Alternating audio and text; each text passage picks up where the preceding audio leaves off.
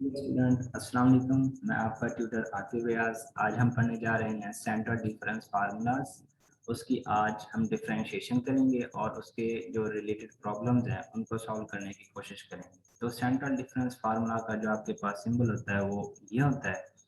इसका आपके पास फार्मूला ये होता है एफ इंटू एक्स प्लस आपके पास step size half minus f into x minus half of step size आपके पास है। तो उसको याद रखने की टेक्निक ये होती है नंबर लाइन में, जिसमें आपके पास ये राइट साइड फॉरवर्ड की होती है और बैक आपके पास जो लेफ्ट साइड है ये बैकवर्ड के लिए यूज होती है। तो इसमें क्या होता है, ये पूरा आपके पास एक स्टेप साइज होता है। तो हाफ स्टेप साइज जो फॉरवर्ड का होता है उसको आप जो बैकवर्ड का हाफ स्टेप साइज होता है उसमें से आप माइनस करते हो।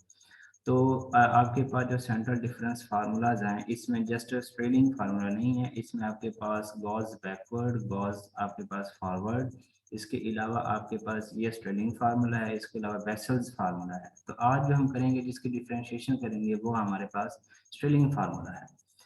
तो as we know that Stirling formula, जो हमारे पास स्ट्रेलिंग फार्मूला होता है जैसे हमने न्यूमेरिकल 1 में पढ़ा, वो आपके पास y is equal to pi naught plus p और 1 factorial del y naught plus del into y की बेस में माइनस वन बाई फ्रैक्शन में टू प्लस पी स्केयर और two factorial del square y की बेस में minus one plus p into p square minus one square और three factorial del cube y की base में minus one plus del cube y की base में minus two over two. Same आपके पास plus p square minus one square और four factorial del four y की base में माइनस टू। इसको याद रखने का सिंपल ये तरीका है कि अगर आपके पास जो ऑड नंबर वाले आपके पास हैं डेल हैं और इवन नंबर वाले डेल हैं, इनमें जस्ट सिंपल डिफरेंस ये है कि आप जब आपके पास ये जो होगा ऑड वाला उसमें आपके पास शुरू में स्टार्ट में पी आएगा, जब आप इवन में जाएंगे तो इसी पी का आपके पास स्केयर आएगा। जब आप ऑड में दोबारा फिर से जाएंगे तो ये पी और ये पी दोबारा मिक्स होके आएंगे, मतलब ये पी बाहर होगा और ये पी स्केयर में आप माइनस वन का स्केयर डिफरेंस करेंगे। जब आप फोर्थ में जाएंगे तो सेम इसी तरीके से जैसे यहाँ पे पी से पी स्केयर आया था तो ये सारी की सारी वैल्यू यहाँ पे आएगी, लेकिन फर्क सिर्फ इतना होगा इधर पी था और इधर आपके पास पी स्केयर है। इसके अलावा आपके पास जो ऑड नंबर वाले हैं उनके फ्रैक्शन में टू आएगा और जो इवन नंबर वाले हैं उनके फ्रैक्शन में टू नहीं आएगा। नेक्स्ट चलते हैं, इसका आपके पास y की आपने यहाँ पे डिफरेंशिएशन करनी है। पहले हम इसके ऊपर क्या करेंगे, इसका चेन रूल अप्लाई करेंगे y के ऊपर। तो आपके पास dy और dx, वो chain rule dy over dp into dp over आपके पास dx होता है। तो dp ओवर dx हमें पता है where p is equal to x minus x not over h होता है। अगर p की आप डिफरेंशिएशन करें विद रिस्पेक्ट टू x तो dp over dx is equal to आपके पास x का डेरिवेटिव 1 होता है और कांस्टेंट आपके पास ये x नॉट है तो वो 0 हो जाएगा। तो आपके पास 1 ओवर h, तो आप dp ओवर dx की वैल्यू को यहाँ पे पुट करें, रह जाता है आपके पास dy ओवर dp। तो आप क्या करेंगे, इक्वेशन नंबर 1 को विद रिस्पेक्ट टू p आप इसको डिफरेंशिएट कर लेंगे। तो क्या क्या differentiate, equation number 1 with respect to p on both side. तो इक्वेशन नंबर 1 आपके पास, इसको आप विद रिस्पेक्ट टू p आप इसको डिफरेंशिएट कर लें। तो यहाँ पे मैंने डिफरेंशिएट किया, देखें आपके पास ये कांस्टेंट है तो उसका डेरिवेटिव 0 आ गया। इसके अलावा आपके पास ये p है उसका डेरिवेटिव 1 है तो 1 और 1 आपके पास वो 1, बाकी ये इसके साथ मल्टीप्लाइड और इसकी कांस्टेंट टर्म थी। तो पी स्केयर आपके पास उसका डेरिवेटिव पी स्केयर का 2p होता है। बाकी एज इट इज सेम, इसको आप p और पी स्केयर को मल्टीप्लाइड करें तो p क्यूब होता है। तो p क्यूब का आपके पास डेरिवेटिव क्या होता है, 3p स्केयर। इस p को आपने 1 से मल्टीप्लाइड किया तो p उसका डेरिवेटिव 1, बाकी value as it is. Second आपके पास है p स्केयर को मल्टीप्लाइड किया तो आपके पास p की पावर 4 हो गया, तो 4 आपके पास क्या हुआ 4p क्यूब। इसी तरह आपके पास p स्केयर को 1 से मल्टीप्लाइड किया तो p स्केयर आपके पास उसका डेरिवेटिव 2p, बाकी रेस्ट वैल्यू आपके पास एज इट इज आ जाती है। तो यहाँ पे बाय सिंप्लीफिकेशन किया, ये 2 से कैंसिल हुआ, यहाँ से कोई चीज़ कॉमन नहीं आ रही, इधर से कॉमन आपके पास आ रहा है 2 है, और उसको जब 4 फैक्टोरियल आप सिंप्लीफाई करोगे तो वहाँ पे जो बटे में 2 होता है वो कैंसिल होकर 4 3 इधर वो 12 आ गया, बाकी रेस्ट वैल्यू आपके पास एज इट इज आ गई। तो हमारे पास हर डिफरेंशिएशन का एक स्पेशल केस होता है। यहाँ पे इसका स्पेशल केस क्या है कि if x is equal to x naught, हमारे पास अगर x is equal to x naught आ रहे हैं, मतलब p हमने पढ़ा हुआ था x minus x not over h होता है। अगर यहाँ पे ये x और x नॉट इक्वल आ जाते हैं, मतलब x नॉट की जगह पे भी आप x ही रख दें, तो आपके पास x माइनस एक्स क्या हो गया, वो जीरो। तो जब ये आपके पास टर्म जीरो हो जाती है तो p भी आपके पास क्या हो जाता है, जीरो। तो यही स्पेशल केस है, if x equal to x not, अगर ये दोनों इक्वल हो जाते हैं then p is equal to zero, तो p आपके पास जीरो होगा। तो करेंगे ये कि फर्स्ट डेरिवेटिव में जहाँ पे p आपके पास आएगा वहाँ पे आप उसको जीरो पुट कर दें, तो ये p आपके पास जीरो पुट गया, तो ये सारी टर्म जीरो हो गई। इस p और इस p की जगह पे आपने जीरो पुट किया, ये सारी टर्म जीरो होगी, बाकी आपके पास रेस्ट वैल्यू ये बच जाती है। और इधर p जीरो पुट किया तो ये थ्री भी इसके खत्म हुआ है, 1 और 6 एज इट इज आ जाएगा, तो ये वाली वैल्यू आपके पास बची। इसके अलावा आपके पास ये वाली वैल्यू -1 और 6, तो आपके पास यहाँ पे ये जितने वैल्यूज बचेंगी वो उसमें आपके पास जो डेल की होगी वो आपके पास ऑड फॉर्म होगी। ये भी डेल की ऑड आपके पास पावर थी, इधर भी डेल की आपके पास ऑड पावर है, मतलब 1 1 3 3, और नेक्स्ट आपके पास 5 5 5 5। आप अगर आप उसको सॉल्व करना चाहो तो आप उसको भी आगे सॉल्व कर सकते हैं। तो अगेन इस ये आपके पास इक्वेशन नंबर 3 बनती, तो आपने यहाँ पे इसको अगेन डिफरेंशिएट करना है, जो आपके पास इक्वेशन नंबर 2 बनी थी, तो यहाँ पे अगेन इसको डिफरेंशिएट करें।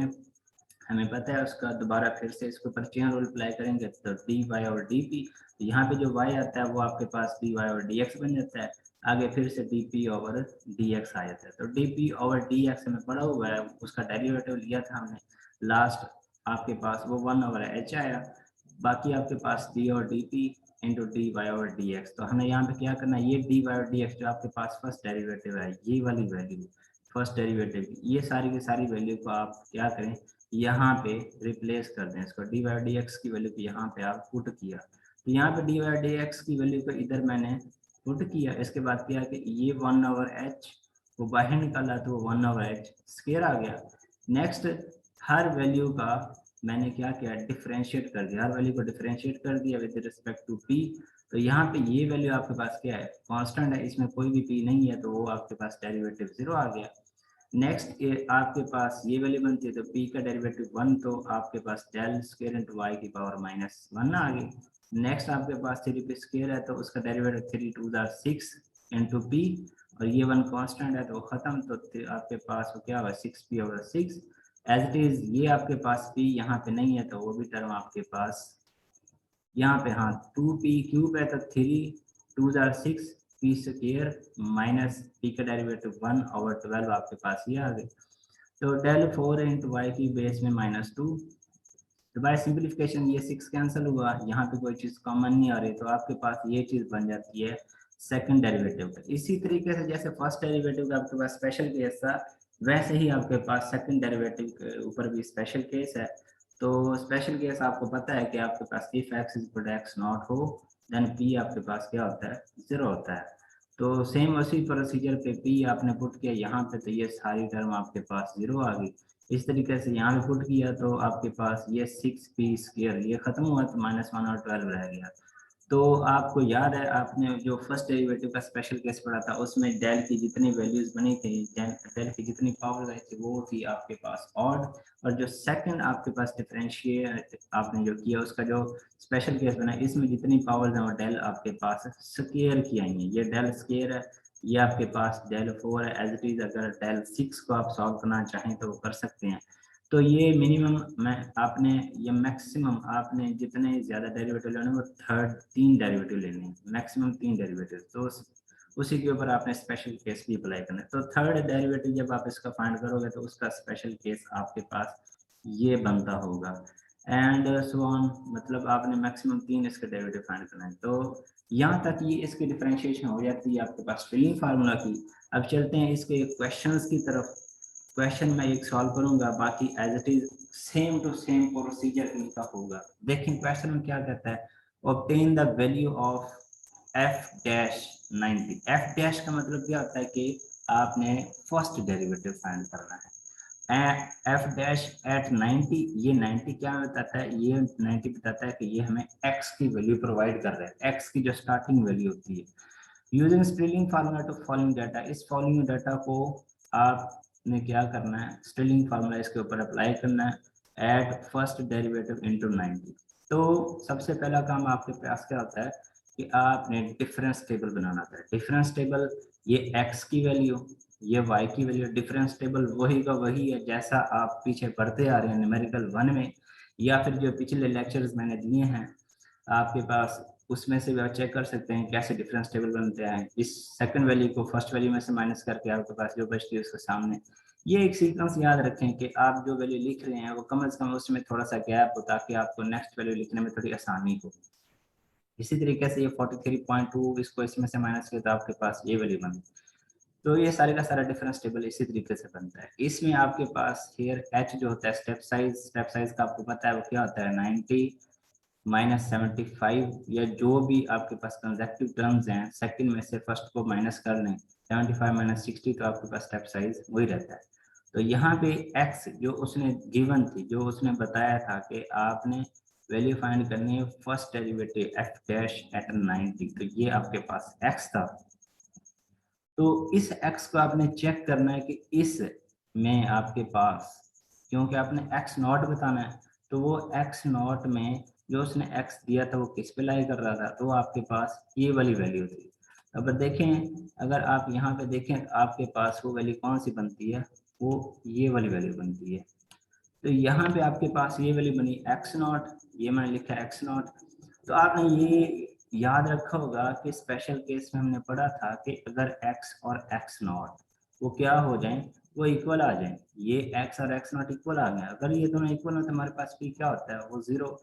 तो यहाँ पे हमारे पास क्या आ गया, p हमारे पास 0 आ गया। तो अब आपकी मर्जी है, आप यहाँ पे स्पेशल केस भी अप्लाई कर सकते हैं। स्पेशल केस अगर अप्लाई नहीं करना तो उसका फर्स्ट डेरिवेटिव ही लिख दें। ज्यादा आसानी ये रहेगी कि आप, बेहतर है कि आप इसके डेरिवेटिव ही याद रखें। जो डेरिवेटिव होंगे उसमें आप क्या करें, इस p को, ये जो आपके पास p आया है, ये p आप उसको 0 पुट कर दें, जितने p आपके पास आएंगे वहां पे 0 पुट कर दीजिएगा, अदरवाइज आप उसके स्पेशल केस भी लिख सकते हैं। तो ये मैंने लिखा डी बाई डी एक्स, आपके पास x नॉट, मतलब जो x नॉट आपके पास आया वो 90 होगा, 1 और h जो आपके पास फर्स्ट डेरिवेटिव का जो केस बना था del y naught plus del y की बेस माइनस 1/2 माइनस 1 और 6 into del cube y minus 1 plus del cube y की माइनस 2 ओवर फ्रैक्शन में 2 एंड सो ऑन। तो h आपके पास स्टेप साइज है 15 है। अब यहाँ पे del y naught, del y की -1, डेल क्यू की -1, डेल क्यू की -2, ये कैसे पता चलेगा। तो हमने जो सेंट्रल डिफरेंस के फार्मूलाज थे उसमें हमने ये चीज सीखी थी कि हमारे पास जो x नॉट होती है, ये टर्म जो x नॉट है उसके सामने वाली वैल्यू क्या होती है आपके पास, ये वाली, ये आपके पास y नॉट है। तो ये आपके पास y नॉट है। जब हमारे पास ये y नॉट है तो इसके ऊपर वाली वैल्यूज जो थी वो हमारे पास माइनस में थी, इसके नीचे वाली जो वैल्यूज हैं वो हमारे पास पॉजिटिव में। तो देखें मैक्सिमम कहाँ तक ये -1 -2, जो नेक्स्ट आप जाएंगे तो वो स्टार्ट -2 से ही होगी, तो -2 -1 फिर नॉट फिर +1। इसी तरीके से ये -2 फिर नेक्स्ट में आया -2 -1 फिर y नॉट, फिर नेक्स्ट में आया -2 फिर -1, फिर नेक्स्ट जो लास्ट में होगी वो आपके पास -2 पे ही खत्म होगी।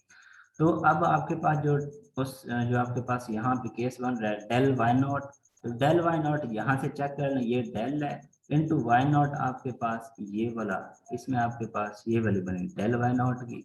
इसी तरीके से आपके पास डेल इंटू -1, तो वो आपके पास क्या बनती है, वो डेल इंटू -1 आपके पास ये बनी। इसके अलावा आपके पास डेल क्यूब इंटू वाई की -1, तो डेल क्यूब स्क्वायर यहाँ पे आए नहीं क्योंकि वो ख़त्म हो जाता है। उसके अलावा चेक करें डेल क्यूब की पावर में -1, डेल क्यूब ये आपके पास है, उसकी पावर -1 आपके पास वो ये वाली टर्म बनती है। तो उसके अलावा डेल क्यूब की -2 वो आपके पास ये वाली वैल्यू बनती है डेल क्यूब की -2। आगे जो आपके पास होगी दोबारा फिर से इवन टर्म है, तो इवन टर्म वैसे खत्म हो जाती है, आगे टेबल ही खत्म हो जाता है। तो ये जो वैल्यूज हैं, ये वाली वैल्यूज जो मैंने सर्कल की हैं, ये तो जस्ट एज लिखा ना कि ये x नॉट है तो उसके सामने वाला y नॉट है। अकॉर्डिंग टू टेबल के मुताबिक आपके पास ये y नॉट डेल वाली और ये आपके पास डेल क्यू वाली वो वैल्यूज आएंगी। तो मैंने क्या किया, यहाँ पे डेल वाई नॉट आपके पास क्या आया था, ये -2.3, मैंने उसकी जगह पे ये रिप्लेस की वैल्यू डेल की बेस में y -1, तो आपके पास -3.2 होनी चाहिए थी, ये -1 है, सॉरी। तो ये आपके पास वैल्यू ये नहीं आएगी, ये वाली वैल्यू होगी। डेल की बेस में -1 है तो आप ये 5 लिखेंगे, सॉरी लास्ट टाइम मैं थोड़ी मिस्टेक कर गया। तो डेल की बेस में जो y की -1 है वो आपके पास ये वाली वैल्यू है, तो ये 5 आपने यहाँ पे पुट किया। सेम आपके पास as it is del cube into y की बेस में -1, तो डेल की क्यूब y की बेस में -1 की वैल्यू 6.4 है, तो वो मैंने यहाँ पे लिख दी। डेल क्यूब की y की बेस में -2 की वैल्यू -2.3, वो मैंने इधर लिख दी। तो मैंने इनके वैल्यूज को इधर उधर लिख दिया। आप इसके नीचे इसकी वैल्यू लिख सकते हैं, इसके नीचे इसकी वैल्यू लिख सकते हैं, कोई फर्क नहीं पड़ेगा। बाकी आपके पास सारी वैल्यूज एज इट इज हैं, तो इनको सिंप्लीफाई करें तो आपके पास ये बनती है 1 और 15 इंटू इसको सिंप्लीफाई करें 1.35 माइनस इसको सिंप्लीफाई किया तो 0.341, इसको मजीद सिंप्लीफाई करके आपके पास ये इसका रिजल्ट आता है 0.0672। तो ये आपके पास इसका रिजल्ट आया। तो उसने बोला था कि आपने f dash at 90 first derivative at 90 के ऊपर आपने उसको वैल्यू को सॉल्व करना, तो ये आपके पास इसका रिजल्ट आता है। ये क्वेश्चन इतना था, सॉल्व हो गया। तो बाकी क्वेश्चंस आप क्वेश्चन करने की कोशिश करें, मैंने आपको बुक रिकमेंड की हुई है आपके पास, वो डॉक्टर वैडमूर्ति की है। आप वहाँ पे उसकी एक्सरसाइज पे जाएं और क्वेश्चन सॉल्व करने की कोशिश करें। अगर आपको क्वेश्चन नहीं मिलते तो न्यूमेरिकल 1 के रिलेटेड जितने भी आपके पास डिफरेंस टेबल वाले क्वेश्चंस हैं, ये डिफरेंस टेबल वाले जितने भी क्वेश्चंस हैं, उसमें जो स्ट्रिंग फार्मूला क्वेश्चंस हैं वो करने की कोशिश करें, या उसमें जो आपके पास न्यूटन बैकवर्ड फॉरवर्ड वाले हैं उनके ऊपर आप स्पेलिंग फार्मूला अप्लाई करके सॉल्व करने की कोशिश करें। जस्ट एक्स की वैल्यू चेंज होगी, आप वो खुद चेंज कर सकते हैं जस्ट फॉर प्रैक्टिस के लिए। तो दुआ में याद रखें, जो क्वेश्चन नहीं आता वो जहाँ से समझ नहीं है वो पूछ सकते हैं, कमेंट बॉक्स में आप पूछ सकते हैं। तो दुआ में याद रखें। खुदा हाफिज।